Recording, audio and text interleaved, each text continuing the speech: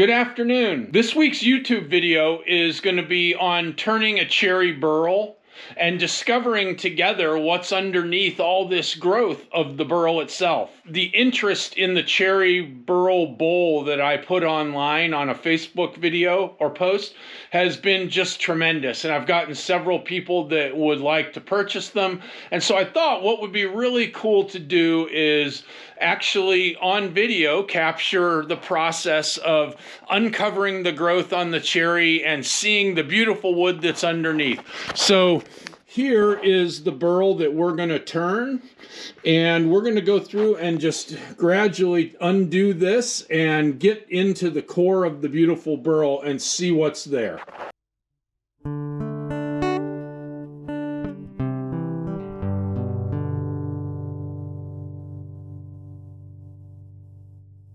As a part of what I do with a lot of the wood I get, I cut it up into blanks to be used and to let it dry.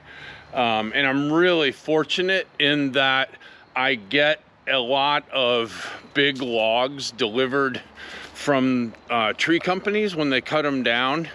Here's an example of some of the white oak logs that I've gotten.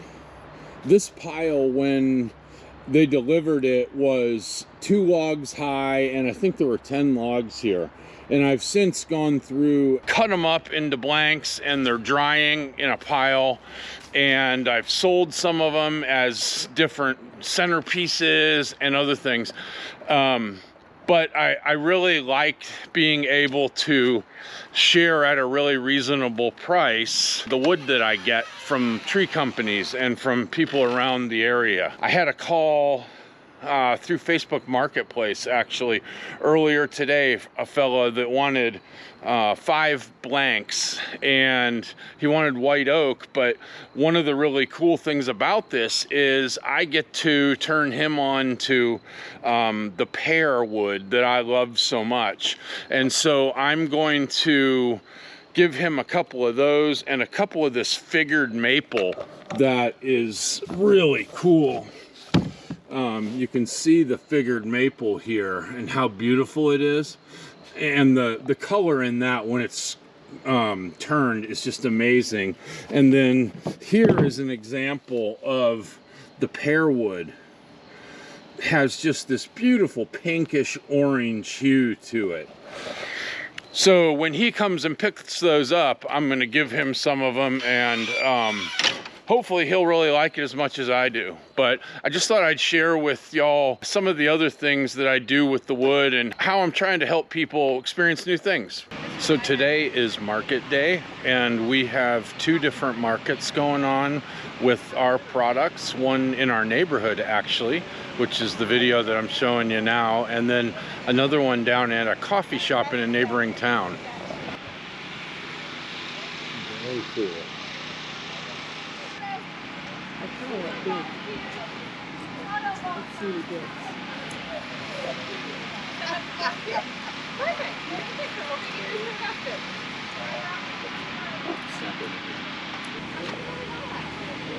I haven't looked at it yet.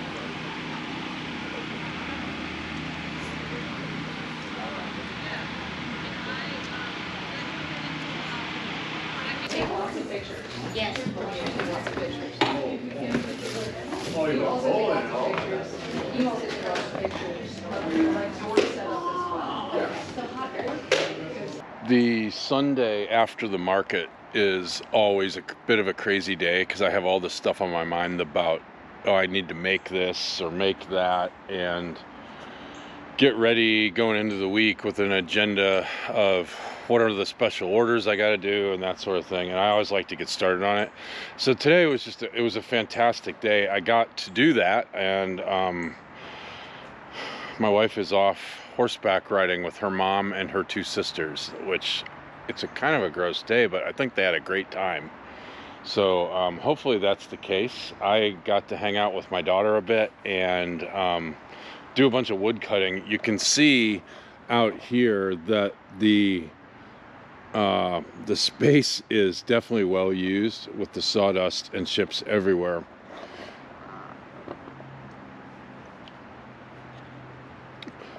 But I'm getting into a lot of the really good wood going into the big Christmas market, and have, I think, just about enough to get it done. Today starts the big push, and so I want to actually do a Christmas tree count. I figure I need 150 Christmas trees. 50 big ones, 50 medium ones, and 50 small ones, because I do the 3 trees deal for people. I figure I need 150 of them. So today I made a bunch of blanks and made some trees, at least got them into the rough shape. The biggest thing is I've got to do this as a production line deal. When I do it one tree at a time, it takes forever. Doing any one piece at a time takes forever. So today I got, what, 1, 2, 3, 4, 5, 6, 7 trees. You can see the ones here that I got in a rough shape. They're pretty good, looking good. But more importantly, I got all these blanks cut and most of the ones underneath there. So I'm pretty well set for the next couple days. And yeah, it's just gonna be try to fit in getting the trees made and doing the other projects. I've got these logs over here, and I think this one right here is gonna end up being a it's gonna end up being a bench where everything is made out of one piece of wood. I've never done that before, and somebody asked me if I could do it, and I think it seems like a really fun project. So once I get a financial commitment from them, I'm gonna go ahead and get started on that. I think it should be really cool, but I'm gonna have to fit that in some today, and I got to get rid of these logs on the side of our yard. As much as I think it looks nice having wood in the yard, my neighborhood association isn't thrilled with it, and so I've said I would get it out by the end of October. So anyway, I just thought I'd check in today with what had happened and what went on. You can see I've got all this wood here as well, more blanks ready to go. So I think I'm pretty well set on the blanks, and yeah, it's gonna be a fun week. I mean, it's gonna be a fun week. I get to be in here making trees and making other things. I've got to make a lot of lidded bowls before next week's markets. I got 2 markets and I'm almost out of lidded bowls. And those take a lot of time. So I'm gonna have to just make a commitment to one day doing a bunch of them and see how that goes, see how many I can get done. So anyway, thanks everybody. Hope you're having a great day. Talk to you tomorrow. Good morning. It is Monday morning and it is just a gross day. The weather is pouring rain and traffic is terrible, so my plans to run to the woodworking store have gone out the window today. I had a funny thing happen yesterday when I was turning one of the Christmas trees. That figured wood has holes in it, and a lot of the holes they're wormholes. Well, apparently one of the worms was still in the tree, or still in the piece of wood when I was turning it. And as it was coming around, I must have cut it in half, and it came out, and I felt these 2 big splatters on my face. And that happened to me twice yesterday. Yesterday was like the worm day, but it was super productive. I got a bunch of trees done, and they look great.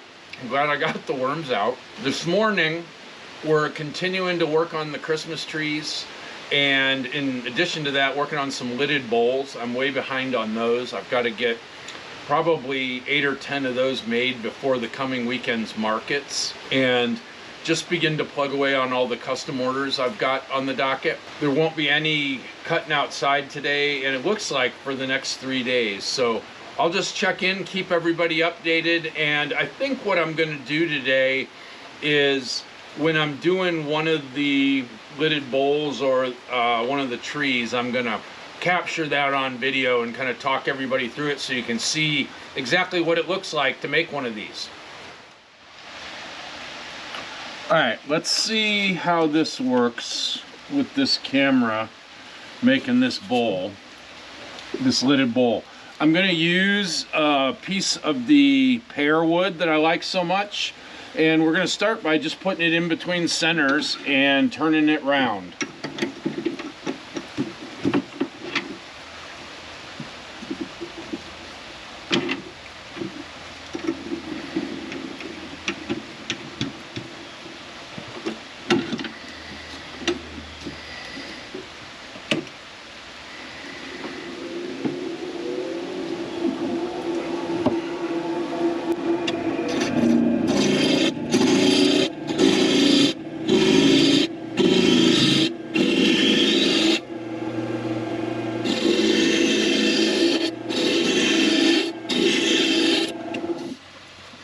Now we get to see kind of what the wood's going to give us, what the character is going to look like. This has a bit of wave to it. It's going to probably be a really pretty little bowl.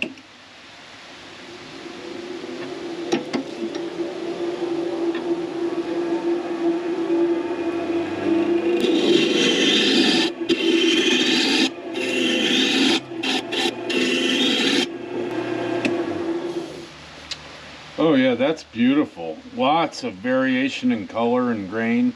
That's going to be something. Alright, so now we have to put a tenon on the end so that we can put it in a chuck to hollow it out.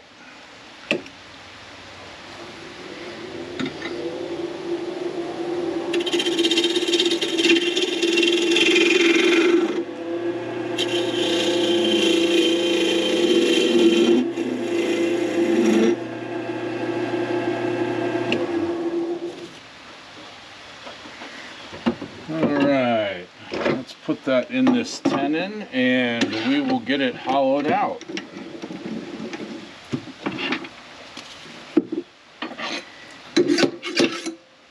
This pear wood turns really nicely.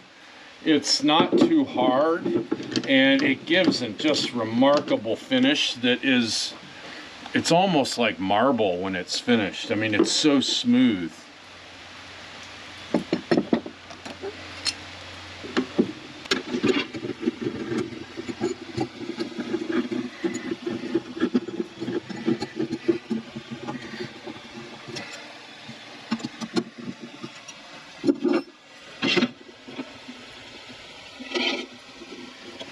Alright, let's straighten off the end here first. We can do that with this.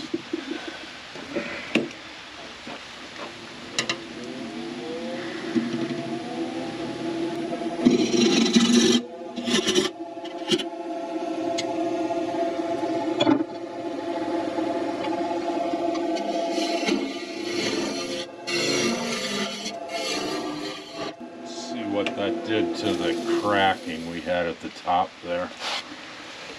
Well, I think I want to turn that down a bit.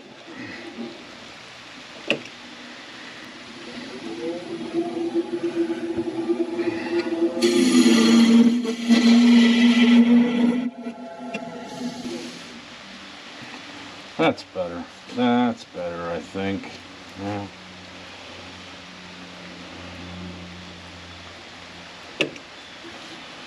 Let's go a little more here.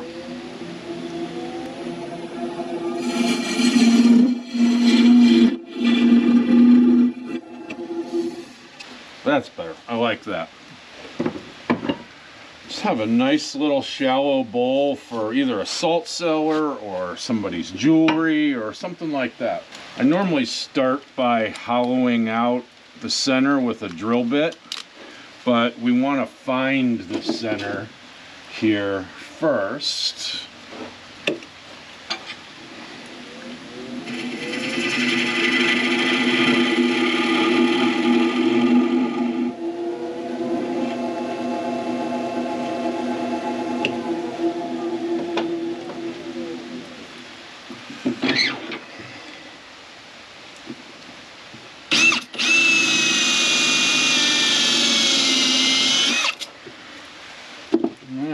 See how that goes. I think our hole might be a little off center, but that'll be all right. Yeah.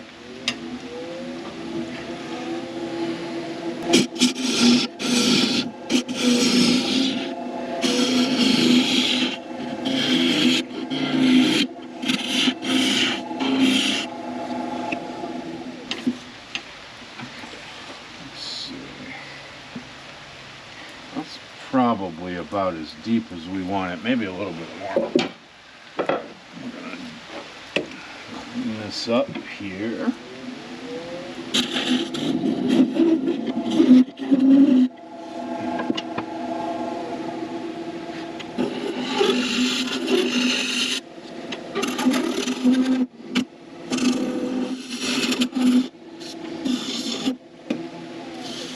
So, got a nice smooth finish in there in spite of all that catching. Alright, let's just square this. Well, I don't think I'm going to do that. I'm not going to square it up. Alright, what do we want to do here? Alright, the first step in turning this is to attach our faceplate so we can attach it to the lathe. So we're going to go ahead and do that right now.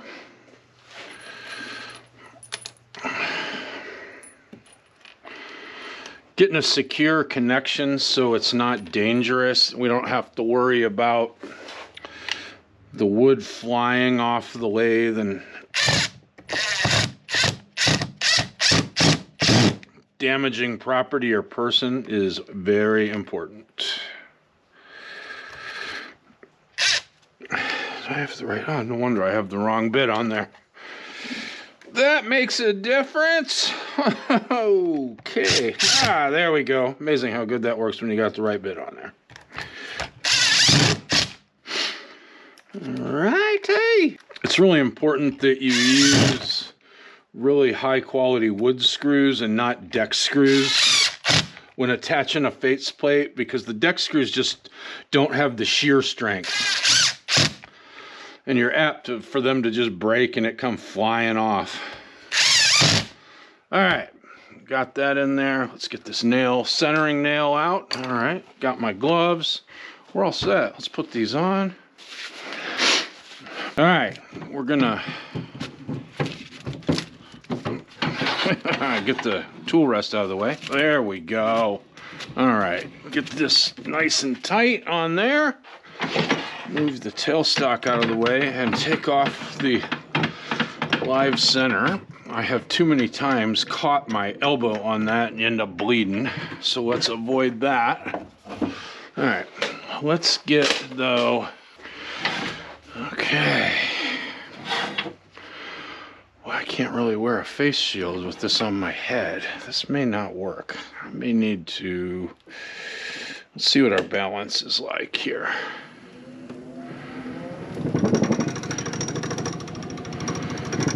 It's not too bad.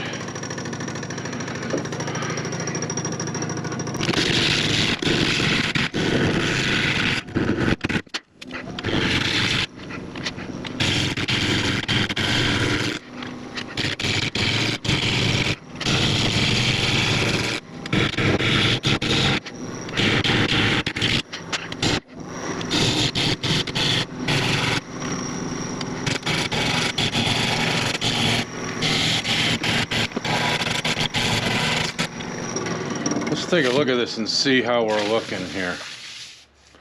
Oh, that's cool.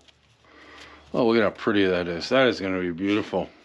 So with the burls, the real test is usually, do I need to use epoxy to fill holes and stabilize it or not? And I can't tell yet. We'll see as we get further into it.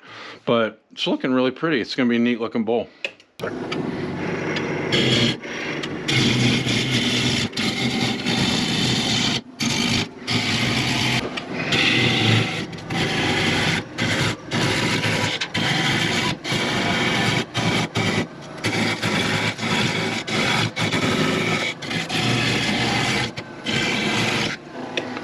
I gotta sharpen this tool. This burl dulls the tools really quick. I don't know if it's dirt in it or sand or I don't know what gets in there, but burls always seem to dull the tools quickly.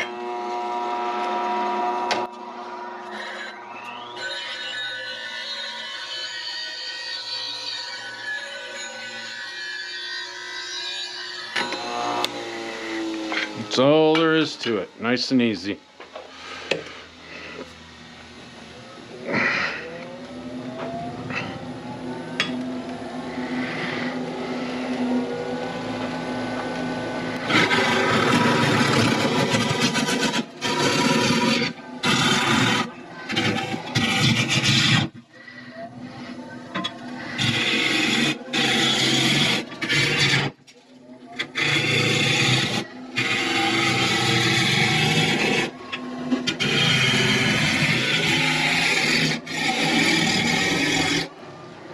God, this is making a mess. Ah!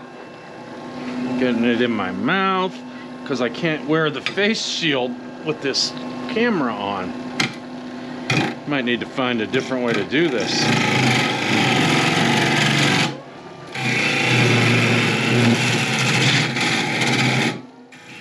All right, we're back.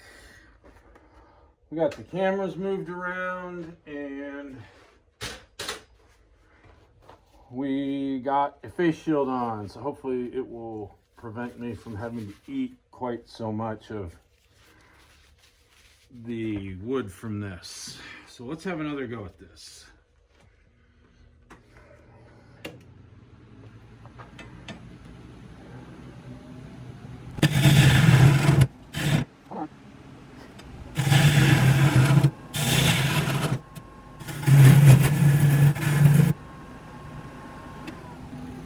All right, let's see how we look here.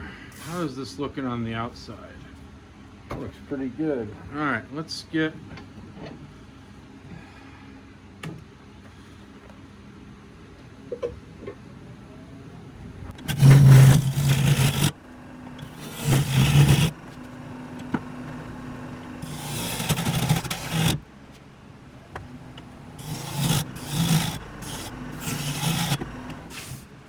wow.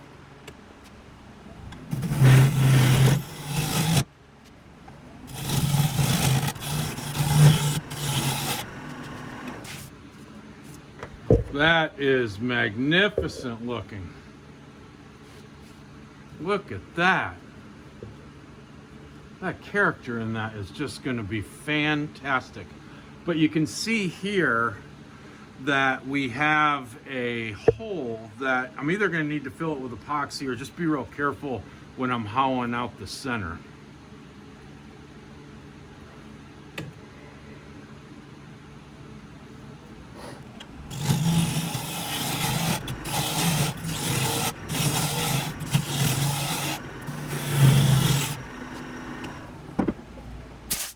All right. So one of the downsides of doing the burl is the sawdust and the chips literally go everywhere. I have them down in my shoes, in my pants, that's everywhere. So it's kind of like going to the beach. You get grit and sand everywhere. But look at that. That is just amazing. Wow. All right, I'm going to give this a sand and we're gonna then put on some finish and just see how it looks, just to bring out the color and the character, and then we'll go on from there.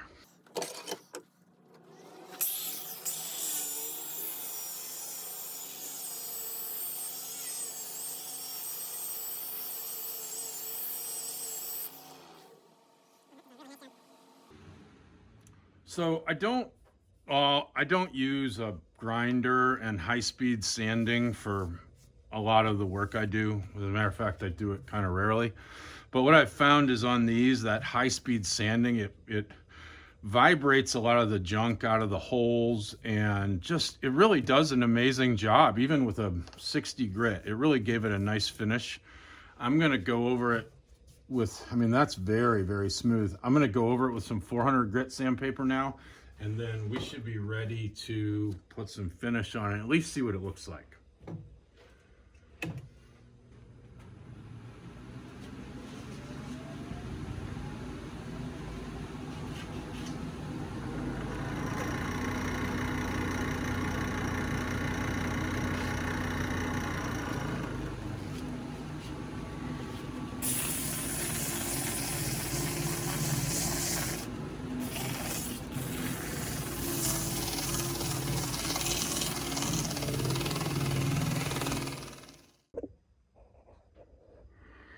All right, we're gonna get this in the chuck and do some hollowing here.